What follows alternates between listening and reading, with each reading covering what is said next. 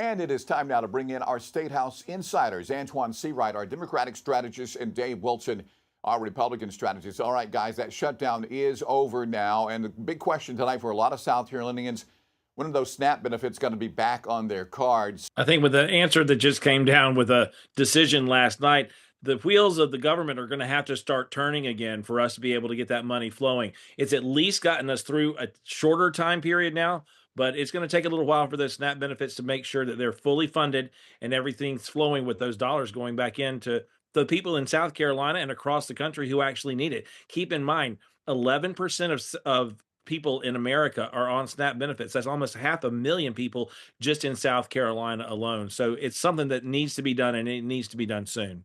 You know, there are the administration promised 48 hours in which SNAP benefits will start to trickle out. 65% of benefits around the country were starting to receive those benefits. And then the president asked the Supreme Court to put a pause on that and actually punish states who have given out or will continue to give out SNAP benefits. So at least the 48 hours turnaround as relates to the SNAP benefits coming down from the federal government to DSS will trickle down to the end user here in South Carolina. But the other piece related to the shutdown in South Carolina is the fact that South Carolinians are still looking at insurance premiums for next year, and those costs continue to see skyrocketing prices because the ACA subsidies have not been dealt with, and that crisis continues to bubble, and those subsidies expire on December 31st.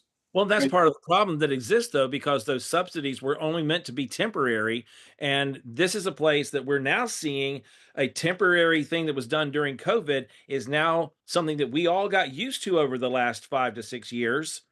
And we're seeing the real impact of insurance costs going up, which we haven't felt for that long. All right, lawmakers giving themselves a raise, the state Supreme Court calling it unconstitutional. How big of a deal is this, Antoine?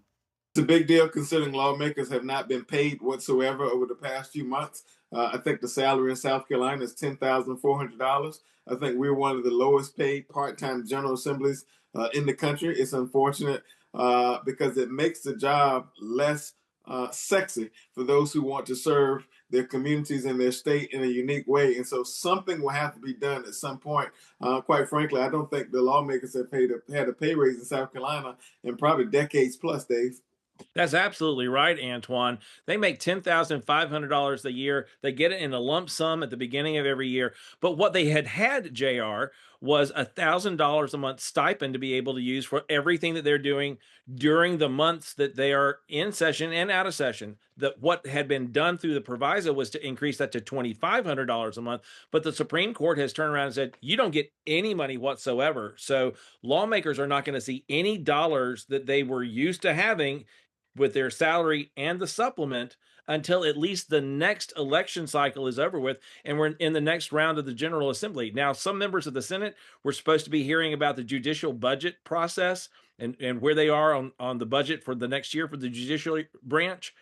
And they were pretty upset about it last night. They said, it's not a good time to turn around and tell us, listen, we're going to cut your pay or keep it at the bare minimum, for which it ends up being more like an aristocracy than a servant civil leadership in South Carolina, when you have to have some other well-paying job to be able to then turn around and be able to serve in the legislature. All right, we have less than a minute left. Want to touch on Scout Motors. 4,000 jobs coming to Richland County with the Scout Motors plant here, but the headquarters guys headed to Charlotte now. Antoine, what do you make of that?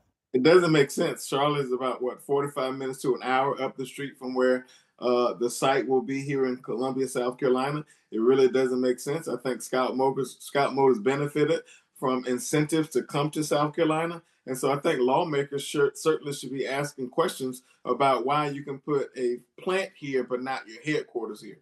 There's more than in South Carolina, Scout had the largest economic incentive of any other incentive package we've seen in South Carolina history. And it seems like a slap in the face to then turn around and say, listen, we appreciate what you did for us here. You gave us an extra $1 billion. We turn around and bought another company. And oh, yeah, by the way, we're moving across state lines. 1,200 jobs in a national headquarters should be in South Carolina.